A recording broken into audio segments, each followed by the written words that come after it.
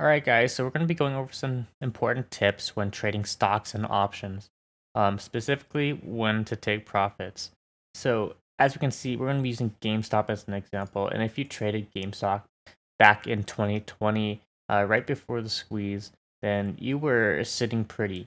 But a lot of people don't know when to take profits because, of course, GameStop was a pretty crazy stock going from $4 per share all the way to highs of $300 per share before dipping again, and it's been very volatile. To so we can see it's still up 251% in the past 2 years. So it is a lot of people still have made a lot of money if they are still holding, but when you see a huge run up like this in a very short time period, you want to take profits. So, for example, May 10th, when the price was around $140 per share, and it ran up all the way to $300 per share in a few months, you want to take profits. You don't want to get too greedy because just as fast as a stock can rise, it can also drop as fast just because people are going to want to cash out their profits and make those unrealized gains into realized gains. So you definitely want to be a little bit careful about that. That's especially if you're holding options. If you're holding options, time decay is going to be killer for you. So if you see profits, you want to take it.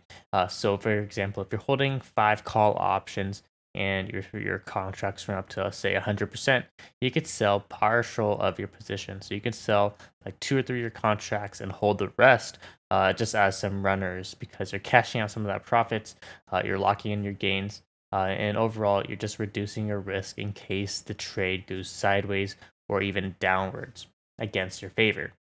So let's take an example on Wall Street Bets. Some people on this subreddit are actually doing a pretty good job of risk management. So this guy, he actually bought a lot of it at GameStop back in 2020, and as you can see on here, um, so he bought a lot of GameStop, $68,000 worth of GameStop back in September of 2020, right before the short squeeze. And as we can see in 2021, early 2021, that's really when GameStop ran up, and he pretty much sold at the very top. So he turned his $68,000 into $1.3 million, which is pretty insane. That's life changing money, going from 5 figures all the way to 7 figures. So as we can see, from the rest of the 2021 to 2022, his charts, he took profits around the early 2021, and yeah, it's been doing really well for his portfolio. There's no sudden decreases or dips in his portfolio just because he ended up cashing out, taking out his profits, and overall just playing it safer, a lot safer. So especially when you have a lot of capital, you want to play a little bit safe and take profits as early as you can. You don't want to get too greedy. You don't want to let your emotions get in the way of your trading strategy, whether it be stocks or options. Um, so you just gotta be a bit careful about that. But nevertheless, you definitely want to have a strategy in place. Set your take profit as well as stop loss levels. You always want stop losses, especially when trading options.